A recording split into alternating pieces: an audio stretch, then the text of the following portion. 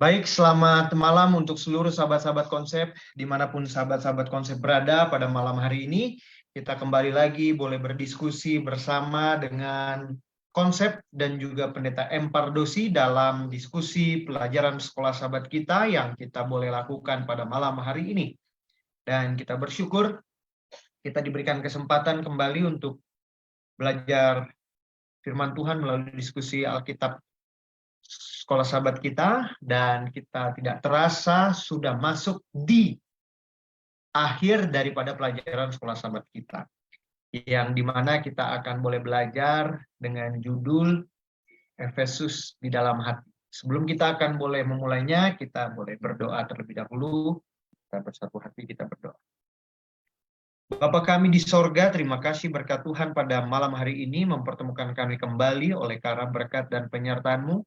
Kami boleh kembali mendiskusikan pelajaran sekolah sahabat kami, yang dimana Tuhan menyertai kami untuk boleh selalu mempelajari firman Tuhan.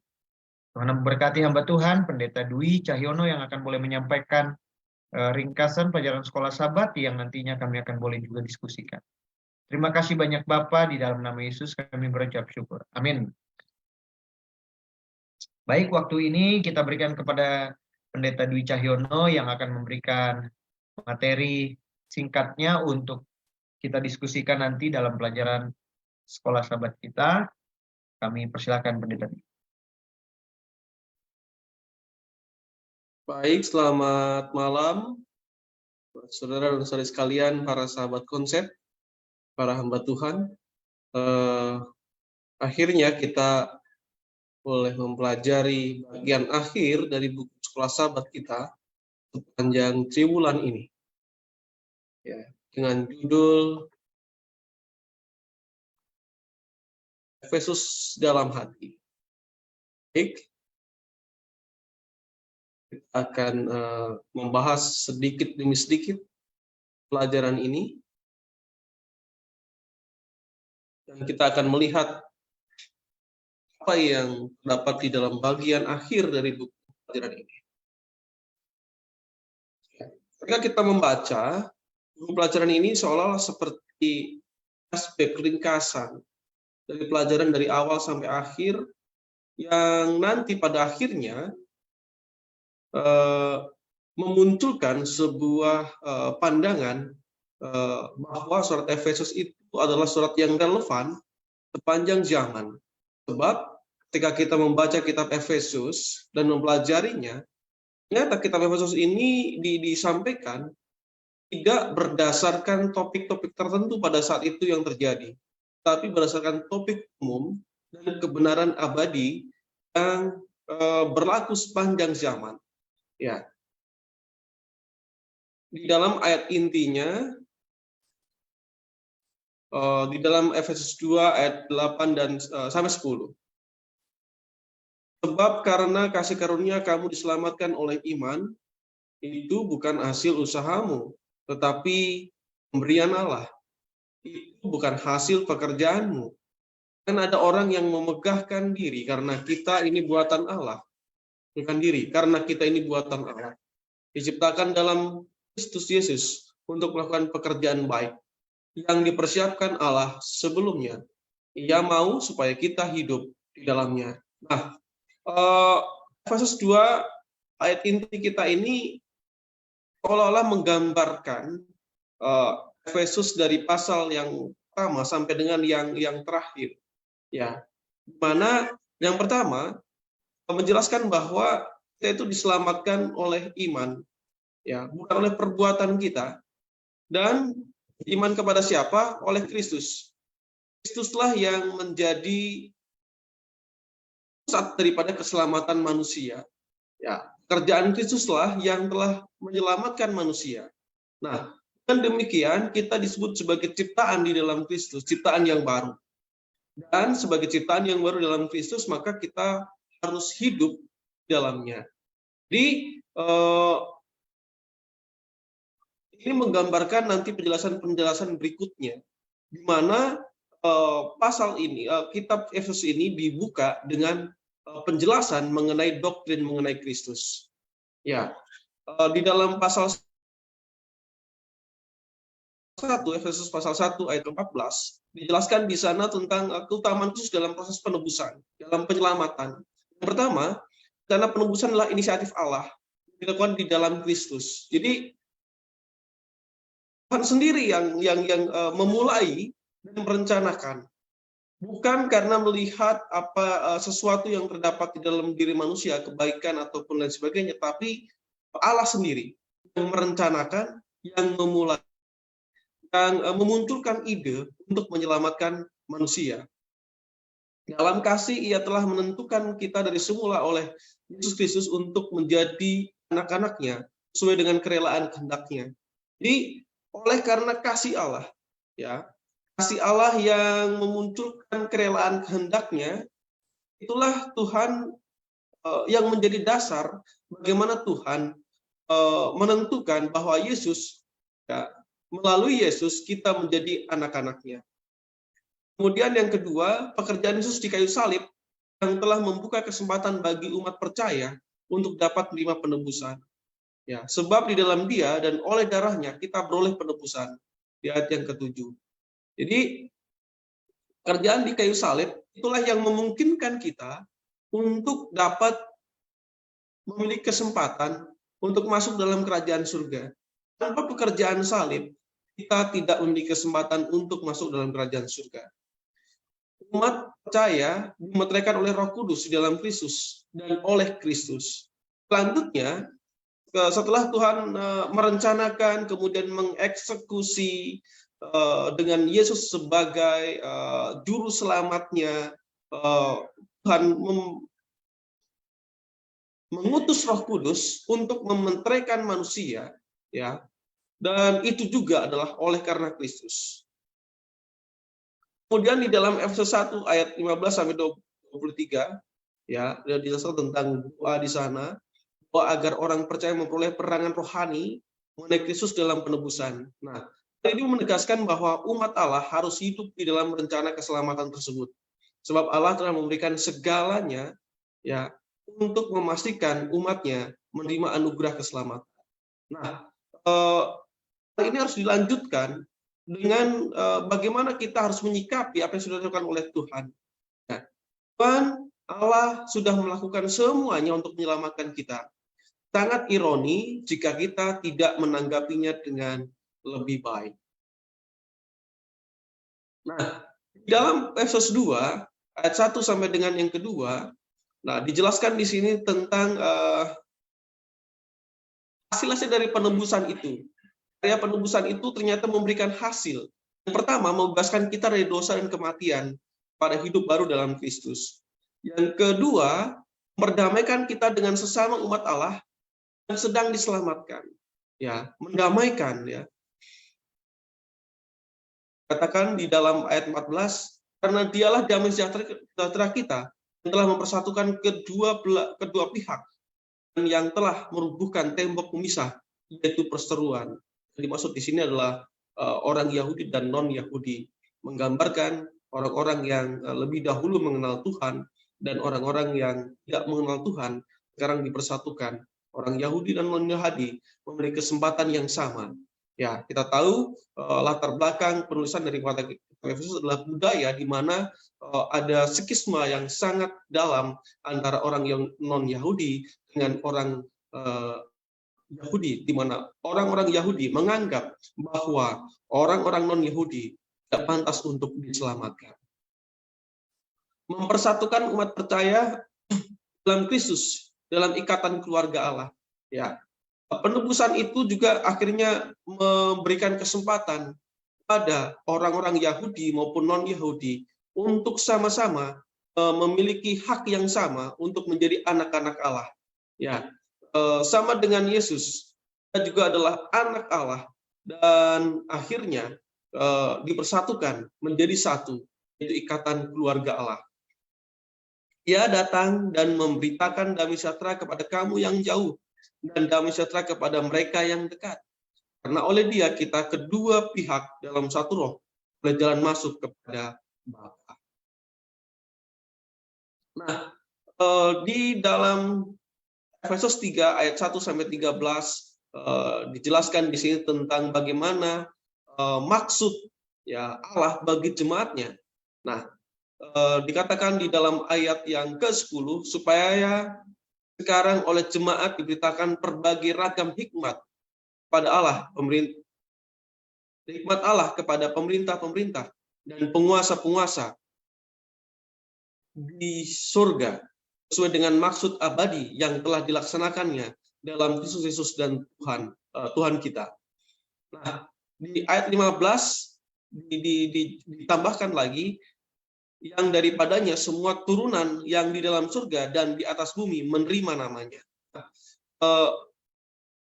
Ayat ini memberikan informasi yang mungkin sedikit samar, tapi sangat jelas bahwa ada salah satu tujuan daripada Allah, ya,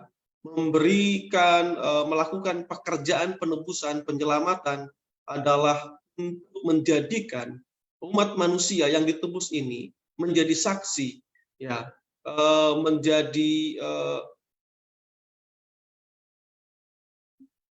kesaksian bagi seluruh alam semesta, tidak hanya di bumi ini tapi juga di surga. Dan pada akhirnya nanti salah satu tujuan daripada Tuhan, turunan-turunannya, artinya anak-anak Allah yang ada di dalam surga maupun yang ada di bumi ini akhirnya menerima Tuhan. Tulisan daripada Nyonya Ellen White berkata demikian. Penghuni planet-planet lain yang suci sedang mengamati dengan perhatian yang besar akan peristiwa yang sedang terjadi di atas bumi ini. Tindakan Kristus untuk mati demi keselamatan manusia bukan hanya saja membukakan surga bagi manusia, tapi juga di hadapan seluruh alam semesta. Hal itu akan membenarkan Allah dan putranya dalam tindakan mereka terhadap pemberontakan setan. Dunia kita yang kecil ini adalah buku pelajaran bagi alam semesta. Ya, disebut di sini ada hikmat Allah. Apa yang dimaksud hikmat Allah ini? Itulah pengetahuan tentang keselamatan, di mana Allah oleh karena kasih-Nya mengutus Yesus, ya, untuk menebus manusia dan menjadi penebus bagi manusia, sehingga manusia memiliki kesempatan untuk memiliki hidup yang kekal, dan tadinya tidak memiliki kesempatan setelah jatuh ke dalam dosa. Menunjukkan bahwa ini ada orang, ya, ada sekelompok ciptaan Tuhan yang sudah jatuh ke dalam dosa. Dia sebenarnya tidak pantas untuk diselamatkan, dan oleh karena kasih Allah, Allah rela mati untuk menebus mereka. Dan itulah hikmat Allah yang akan menjadi kesaksian bagi seluruh alam semesta di muka bumi ini, maupun di dalam dunia yang lain, maupun yang ada di dalam kerajaan surga, ya, supaya mereka dapat melihat bagaimana Allah mengasihi ciptaannya. Selanjutnya, dalam Efesus 4 dibicarakan di sana tentang kesatuan orang-orang percaya, ya, ada disebut di sini adalah kesatuan dalam roh, dan disebutkan juga di situ ada 7 kesatuan dalam roh, ya, bisa dibaca lebih jelas di dalamnya, di dalam Efesus 4 ayat 4 sampai dengan yang ke-6. Kemudian dijelaskan di sana berbeda-beda karunia tetapi tetap satu dalam tubuh Kristus, karena karunia-karunia itu berasal daripada Kristus itu sendiri. Nah, jelaskan juga di sana tentang karunia rohani yang diberikan, dan ternyata karunia rohani ini memiliki tujuan. Tujuannya adalah bagaimana kita mencapai kesatuan iman. Yang pertama, ya, apa yang dimaksud dengan kesatuan iman? Itu kita memiliki iman yang utara. Nah, di sini menggambarkan bahwa keselamatan itu memang pribadi, tetapi harus dicapai dengan secara kolektif, ya, bersama-sama dengan sesama umat Tuhan, sehingga kita boleh bersatu padu, saling membantu untuk membangun kesatuan iman, memiliki kepercayaan yang sama kepada Tuhan. Yang kedua adalah pengetahuan yang benar tentang anak Allah, ya.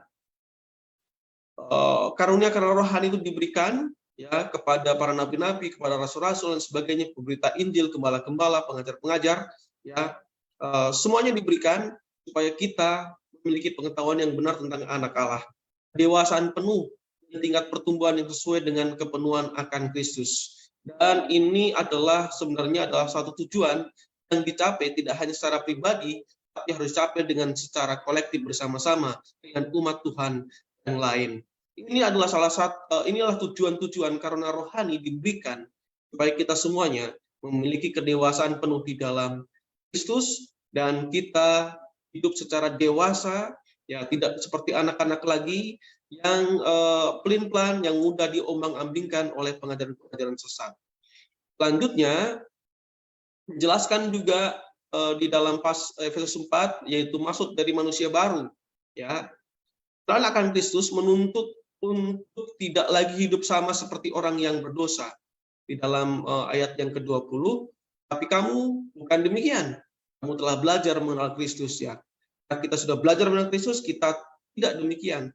Ya, tidak seperti orang-orang yang berdosa di luar sana yang tidak mengenal Allah.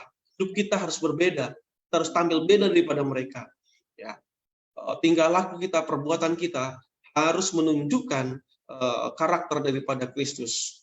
Dalam hidup yang baru, meninggalkan dosa-dosa lama, itu bahwa kamu berhubung dengan kehidupan kamu yang dahulu, harus menanggalkan manusia lama yang menemui kebinasaan oleh nafsunya yang menyesatkan.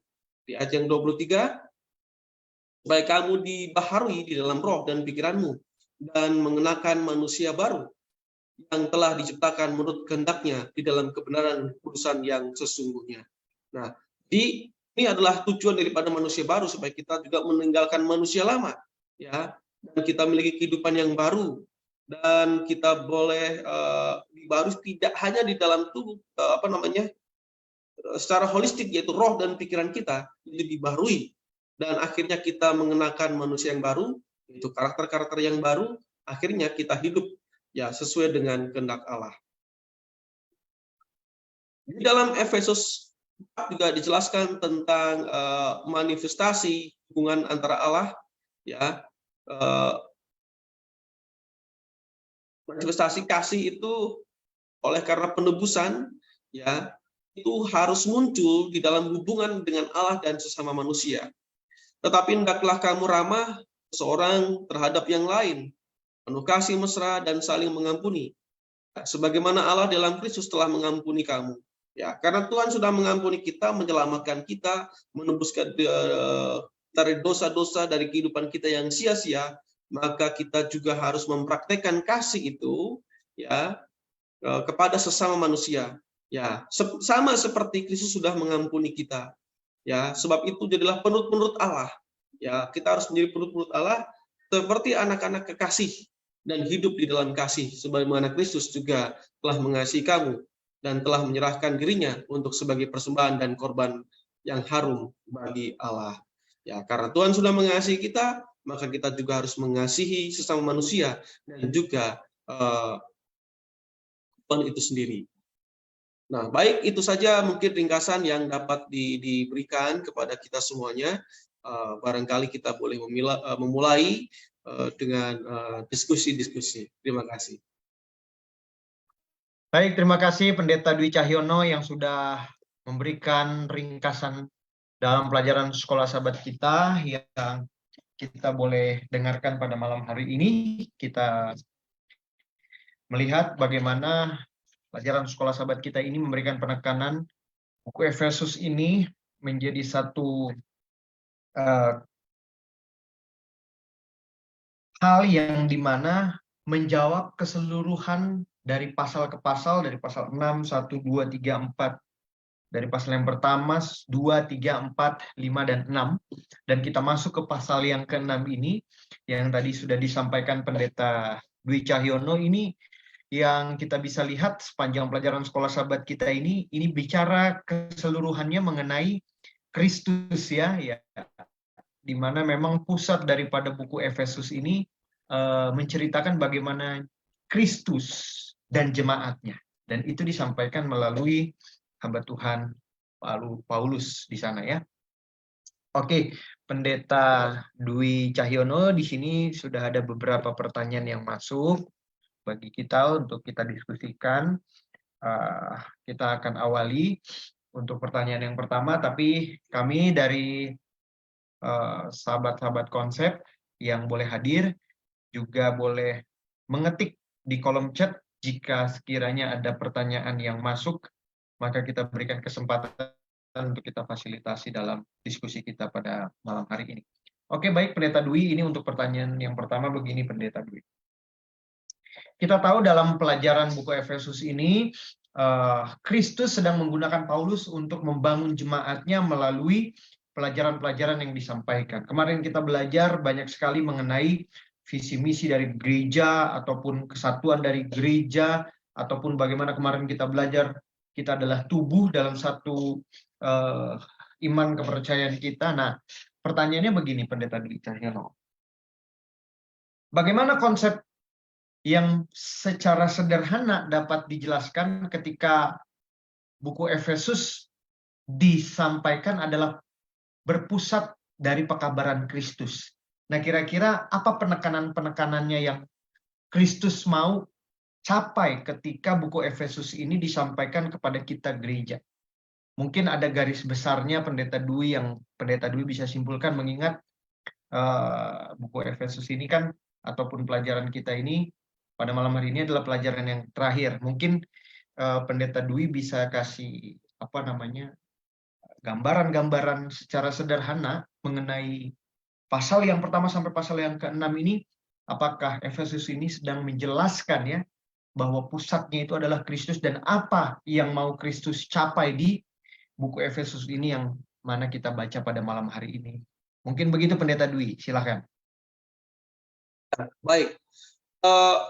Ketika kita belajar bahasa Indonesia, ada yang namanya ketika menulis ya dalam sebuah paragraf itu ada kalimat utama, ya induk kalimat dengan anak-anak kalimat, begitu. Di mana induk kalimat ini berisi ide utama, nanti baru dijelaskan dengan anak-anak kalimat, begitu. Nah, ketika kita membaca kitab Efesus ini, ya induk kalimat pesan utama terdapat di dalam Efesus 1 ayat 3 sampai dengan yang ke-14 sudah dijelaskan. Nah, di sana dijelaskan bagaimana keutamaan Kristus di dalam keselamatan, di dalam konsep penebusan, dalam rencana penebusan. Ya, di mana Kristus itulah yang menjadi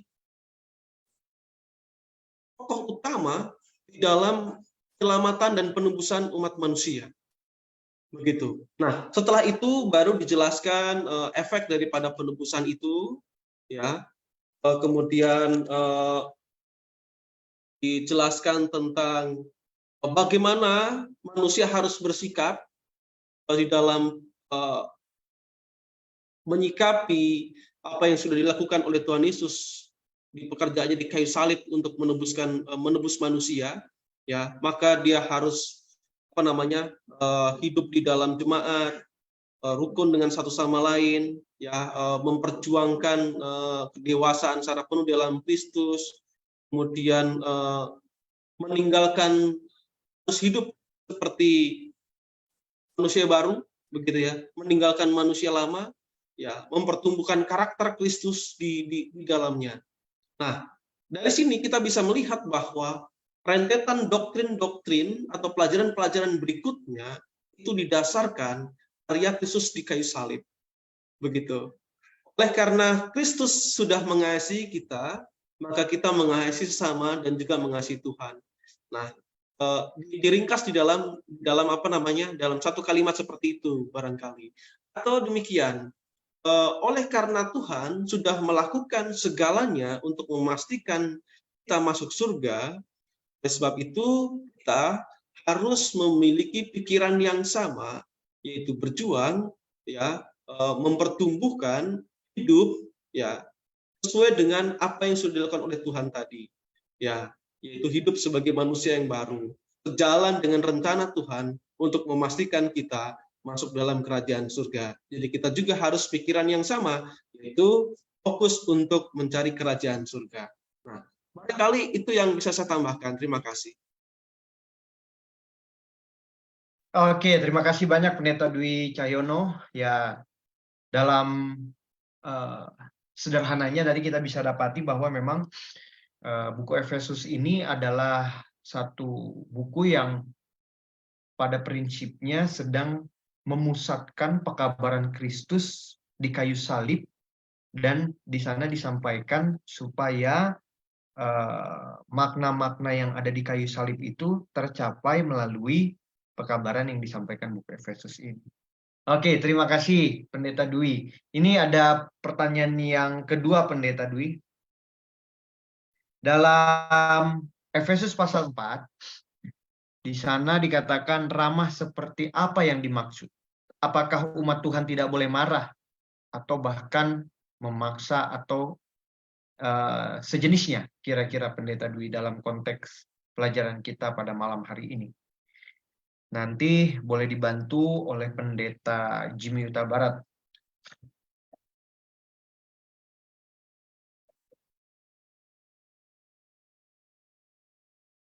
Kehilangan ayatnya, mungkin di Efesus 4 ayat berapa?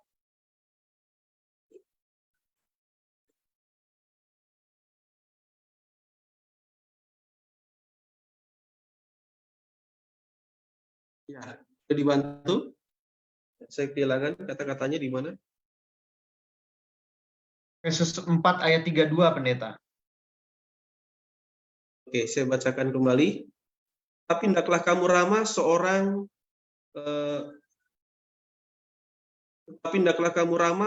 terhadap yang lain, penuh kasih mesra dan saling mengampuni, sebagaimana Allah di dalam Kristus telah mengampuni kamu. Jadi itu yang dimaksud dengan ramah di sini adalah harus ramah terhadap seorang lain, penuh kasih mesra dan saling mengampuni. Ya, itu menjadi satu ikatan, dan alasannya adalah karena Allah, bagaimana Allah sudah di dalam Kristus telah mengampuni kita. Jadi saya ingin ramah, yang diperintahkan di sini adalah sebagaimana Allah sudah mengampuni kita. Ya. Ramah di sini yang dimaksud bukanlah kita tidak boleh marah. Ya, tentu saja kita boleh marah, tetapi marahnya cuma sebentar aja, jangan sampai berlama-lama. Kemudian marahnya adalah untuk tujuan sesuatu yang positif. Begitu. Ramah di sini artinya adalah memiliki kasih, memiliki kemurahan hati, ya, tidak bersikap bengis kepada mereka, ya, kita memiliki bersikap penuh kasih kepada mereka. Itu yang dimaksud dengan ramah. Begitu. Ya. Saya pikir itu saja yang bisa saya tambahkan. Oke, terima kasih. Mungkin Pendeta Maro Papa Sitorus ada dalam hal ini mau memberikan penyampaian dari pertanyaan yang boleh masuk pada malam hari ini mengenai kata ramah seperti apa yang dimaksud ya dalam konteks ini. Baik, kalau tidak ada silakan Pendeta Jimmy. Baik ya, jadi dalam pelajaran ini kita melihat sosok pengampun ya, atau Yesus yang juga sang juru selamat ya, di mana dia memberikan kepada kita keselamatan. Artinya dia mengampuni ya, dia menerima manusia itu, lalu kemudian dia memberikan kesempatan bagi manusia itu ya.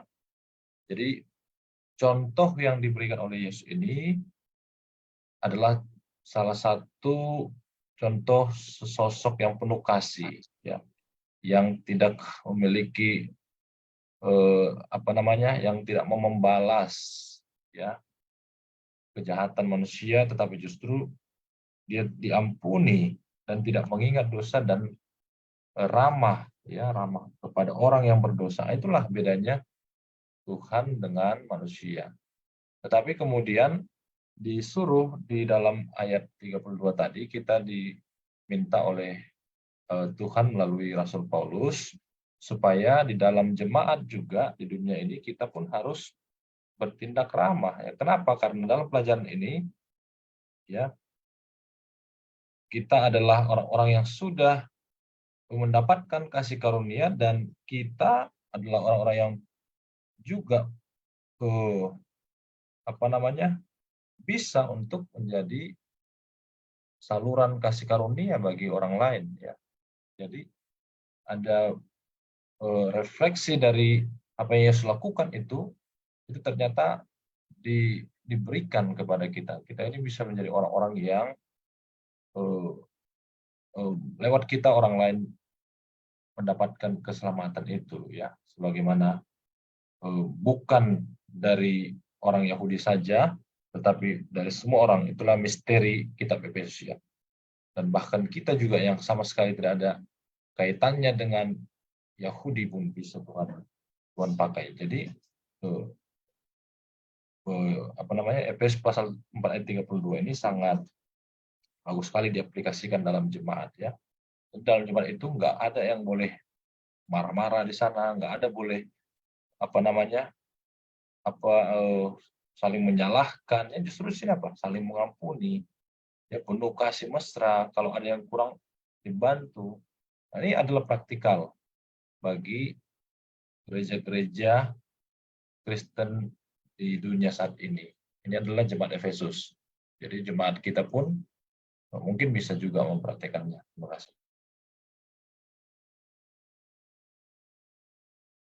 Baik, terima kasih banyak Pendeta Jimmy Huta Barat. Dalam hal ini kita memang memberikan kesimpulan dari pertanyaan tersebut ataupun berbicara mengenai Efesus pasal 4 dan 32 ini kan sedang bicara mengenai bagaimana Kristus sedang memberikan pelajaran melalui apa yang Paulus sampaikan kepada jemaat Efesus ini melalui konsep mengampuni. Ya, tadi disampaikan kita setuju, ya, bagaimana kita perlu ramah seorang terhadap yang lain itu artinya ketika kita disatukan di dalam roh yang sama, di dalam iman yang sama, maka buah ini akan muncul kepada pribadi-pribadi Kristen kita ini semua, supaya membuat kita ini mempunyai satu kesatuan di dalam tubuh Kristus itu sendiri. Karena memang dalam buku Efesus ini penekanan yang sering sekali orang Kristen pelajari dalam konteks memahami pelajaran buku Efesus sering sekali dikaitkan dengan tubuh Kristus itu sendiri. Bagaimana Tuhan mau menyatu kepada jemaatnya seperti tubuh ini digambarkan, kan gitu, ya. Dari anatomi tubuh yang Tuhan sampaikan sudah barang tentu melalui hamba Tuhan Paulus dalam pelajaran yang disampaikan dalam buku Efesus ini. Nah, inilah yang bisa diberikan ketika pertanyaan yang boleh disampaikan masuk kepada kita. Oke, lebih lanjut ini mungkin pertanyaan yang terakhir Pendeta Dwi. Nanti saya akan berikan ke Pendeta Dwi. Pendeta Dwi mau langsung closing statement, tidak masalah, atau nanti kita berikan kesempatan sama rekan-rekan gembala yang lain, baru nanti Pendeta Dwi akan closing statement. Pertanyaannya selanjutnya, dalam pelajaran kita di hari Selasa, ada kalimat paragraf pertama bahwa terdorong dari dalam jemaat kalau ada anggota jemaat mengatakan hal-hal yang positif tentang gereja. Apakah ini contoh-contoh perkataan hal-hal yang positif tentang gereja ini? Nah, di sini praktikal Pendeta Dwi, pertanyaannya bagaimana hal ini bisa membuat kita bisa memahami dalam konteks pelajaran hari Selasa. Mungkin Pendeta Jimmy Huta Barat mau bisa memberikan penjelasan dari pertanyaan tersebut. Silakan, Pendeta Jimmy. Baik, hal-hal positif. Banyak hal ketika kita mendengar sebuah gereja, begitu, kalau disampaikan sesuatu yang positif, di sana orangnya baik-baik, kemudian ramah semua, kemudian ketika kita di sana, kita pasti akan mendapatkan suasana yang nyaman, bahagia dan sukacita. Kemudian kita akan dibawa lebih dekat kepada Tuhan. Pasti kita akan tertarik dengan gereja yang demikian, begitu. Nah, tapi untuk di dalam konteks dalam Efesus ini, Efesus pasal 3 ini, sesuatu yang baik itu disampaikan secara doktrinal, ya, bahwa gereja itu adalah hasil dari pekerjaan Tuhan di kayu salib.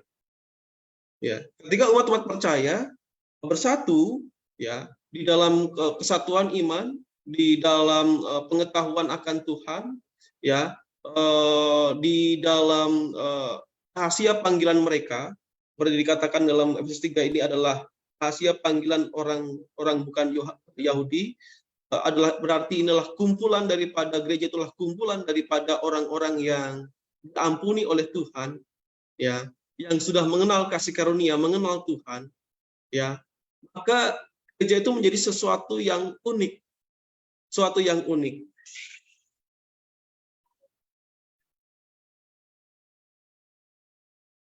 Ya. Mereka adalah kumpulan-kumpulan orang yang sudah merasakan kasih karunia. Nah, dengan demikian, sesuatu yang baik dari sebuah gereja yang harusnya muncul dari sebuah gereja.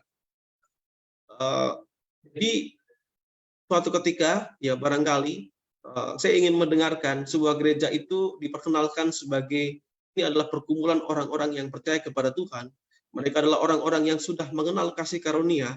Mereka hidup sesuai dengan kasih karunia itu. Ya, saya tertarik dengan apa namanya, dengan kenalan yang demikian. Ya, terima kasih. Nah, mungkin closing statement-nya nanti.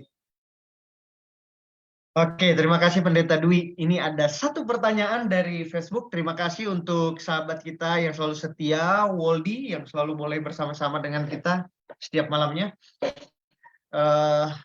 Beliau menanyakan seperti ini, Pendeta Dwi dan juga rekan-rekan gembala lain.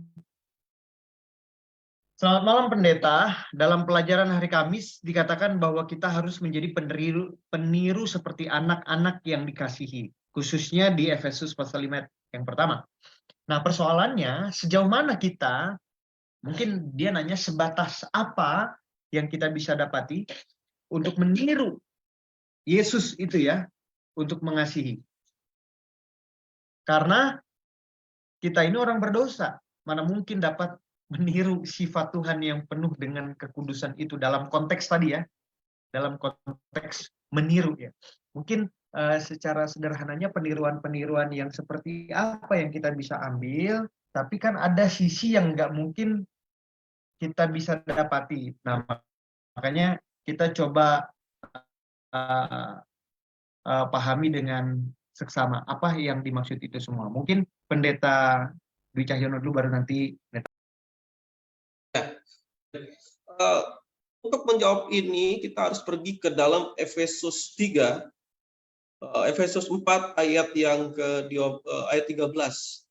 Ya, sampai kita semua telah mencapai kesatuan iman dan pengetahuan yang benar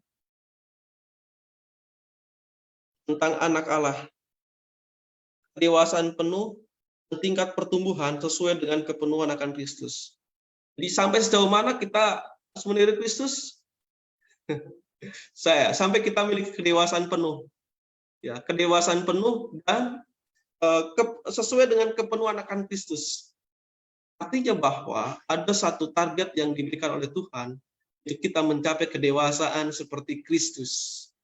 Karakter kita harus betul-betul sama seperti Kristus. Pertanyaannya, apakah kita mampu untuk melakukannya? Tentu saja kita nggak mampu. Ya, tapi di dalam ayat ini menjelaskan bahwa ada peran Roh Kudus. Ya, kalau kita baca-baca sebelumnya, ada karunia-karunia rohani yang diberikan. Ya, ada banyak sekali cara-cara Tuhan untuk memastikan kita untuk mencapai kepenuhan akan Kristus itu. Kalau Tuhan sudah memerintahkan, ya seperti di dalam Matius berapa itu 5 kalau salah ya, atau 6 atau 7. Ya, jadilah engkau sempurna seperti Bapamu yang di surga adalah sempurna. Begitu. Kalau di dalam Imamat 11 ayat berapa itu? 45 atau berapa? Jadilah engkau kudus. Ya, sebab Allah adalah kudus. Begitu. Nah, ketika Tuhan memerintahkan seperti itu, maka sebenarnya kita bisa mencapainya karena Tuhan sudah memberikan kuasa kepada kita untuk mencapainya.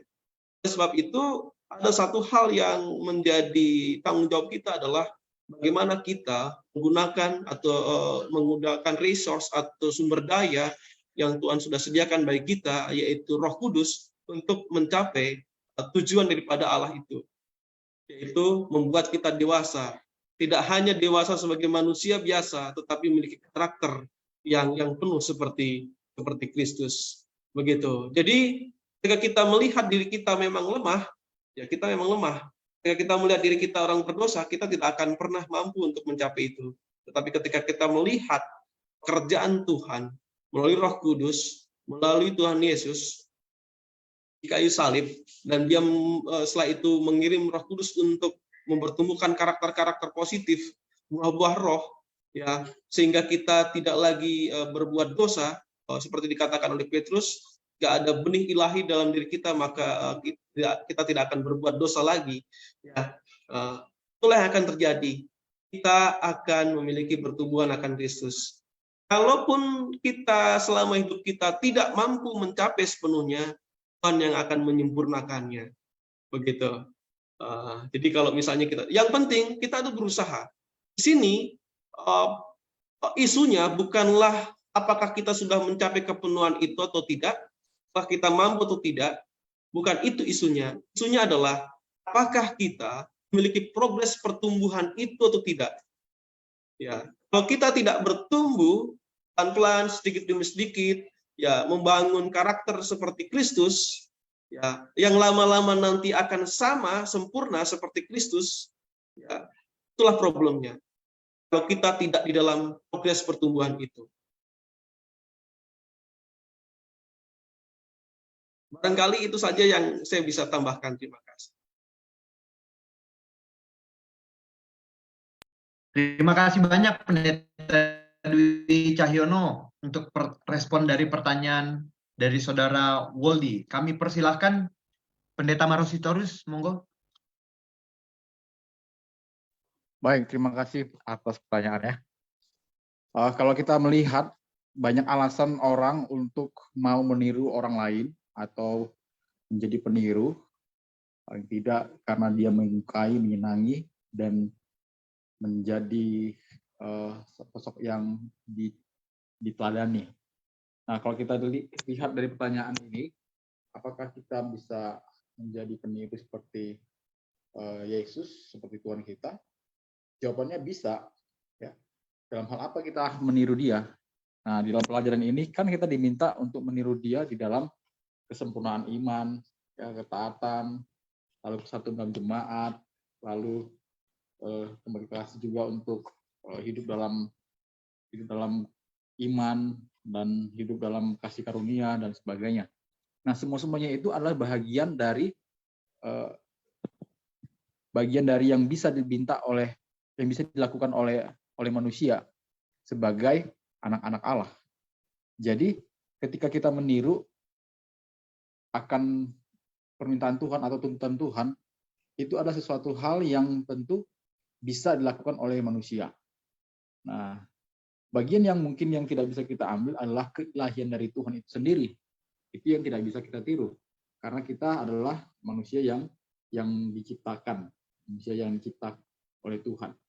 Jadi, ketika Tuhan meminta kita untuk meniru Dia, maka Tuhan meminta bagaimana kita hidup menjadi terang anak-anak Tuhan.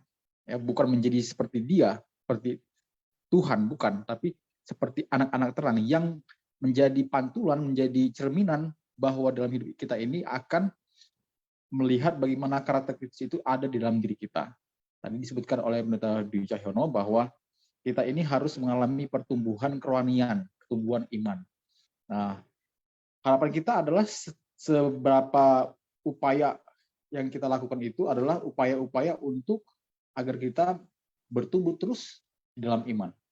Ya, sekalipun ada hambatan-hambatan, tantangan yang akan kita hadapi, tapi jangan kiranya itu membuat kita menjadi tidak memiliki upaya, semangat ataupun usaha untuk menjadikan kita bertumbuh pada Kristus. Kira-kira itu yang bisa saya tambahkan. Terima kasih.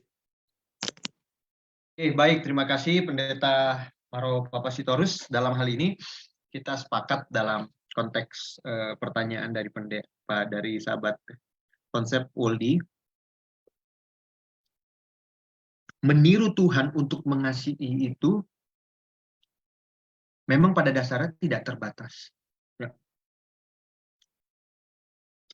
Dan bukti nyatanya adalah Yesus di sana. Pertanyaannya, apakah manusia bisa meniru? Jawabannya bisa, Woldi. Dan manusia yang berhasil merepresentasikan Yesus, walaupun sebelum Yesus hadir, di sana ada Henok.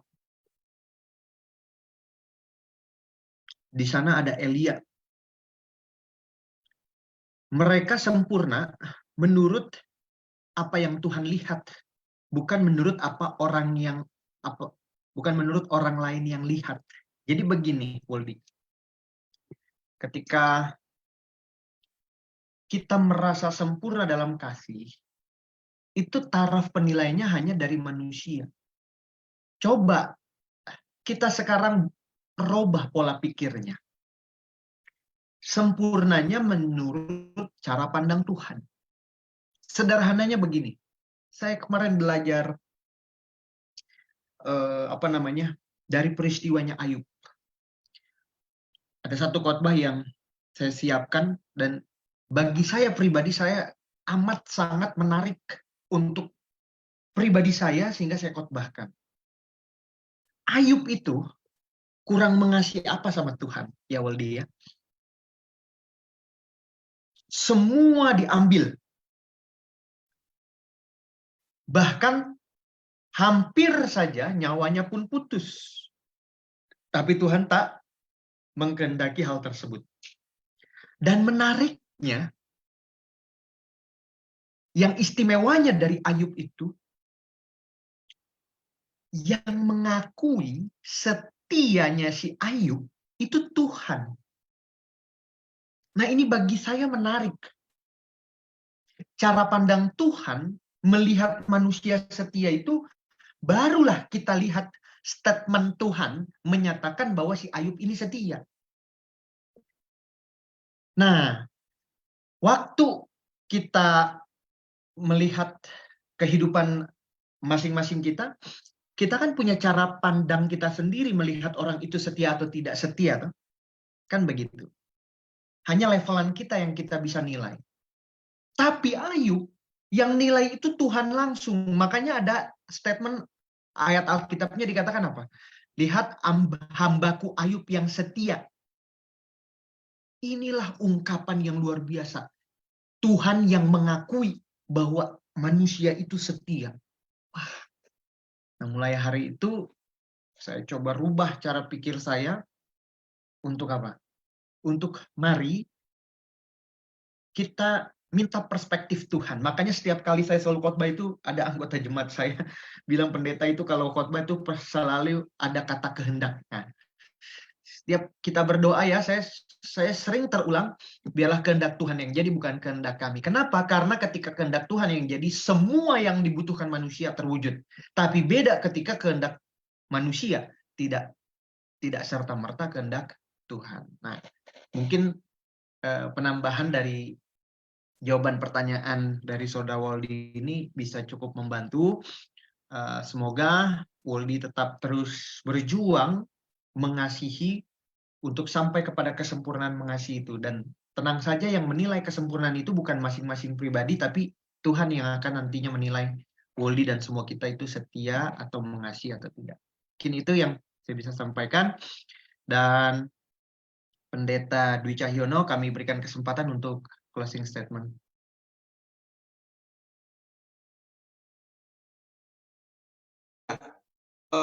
Surat Efesus ini kita tahu bahwa surat ini ditulis pada saat Paulus di dalam penjara dan ditulis dengan cara sistematis yang sangat-sangat baik, ya, berdasarkan topik yang sangat relevan, tidak hanya pada zaman itu, dan ini juga melihat umat Tuhan sepanjang zaman, ya, di mana inti daripada apa yang dipikirkan oleh Paulus dan apa yang ingin disampaikan Tuhan melalui Paulus, di mana ini menekankan kepada kita bahwa apa yang sudah dilakukan oleh Tuhan di kayu salib untuk menebus umat-umat manusia, ya, harus dapat mengubah ya cara kita berpikir, cara kita bertingkah laku, cara kita membangun hubungan dengan Tuhan dan sesama manusia,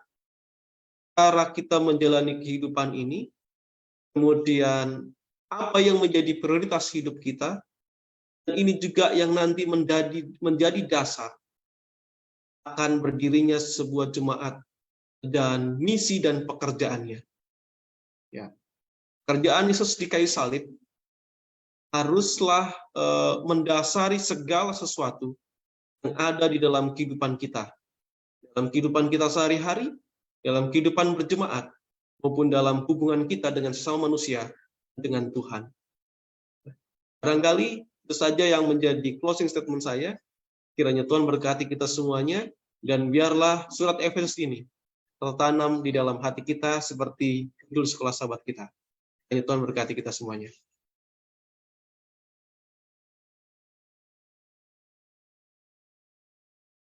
Terima kasih Pendeta Dwi Cahyono yang sudah boleh memberikan closing statement pada malam hari ini.